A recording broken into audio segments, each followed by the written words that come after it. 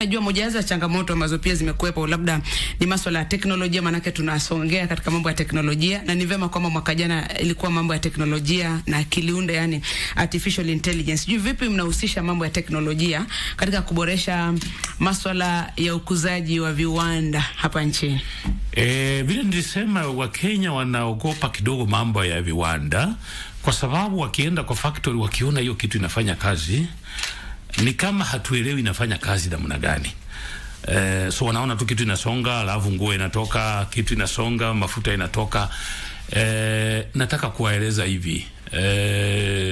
Wewe ukinunua mashine ya kutengeneza tuseme avocado oil ama miwa, ukiweka tu miwa, sio lazima uwe umesomewa hiyo kazi.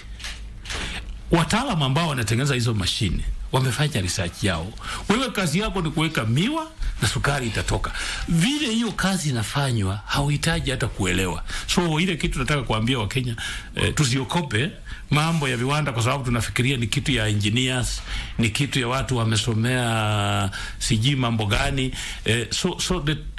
Sahi tumeincorporate mambo ya teknolojia, automation, hizi hata ukitaka ikupakie. So wewe ukitaka kuenda kwa mambo ya viwanda, hata mimi wanatembelea hata ndugu zetu wa India hao wenye wako na viwanda, hawaelewi inafanya kazi namna gani.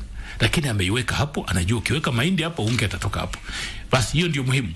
Hii nyingine utajifunza polepole. Lakini na maana pia kuna haja ya uhamasisho basi zaidi kwa wananchi. Yes, kwa sababu nafikiri pia hali yetu ya elimu ni kwamba ni kama mambo ya viwanda ni kitu we don't interact with them. So watu wengi, kila mtu anataka kuwa daktari, kila mtu anataka kuwa lawyer, si ndio?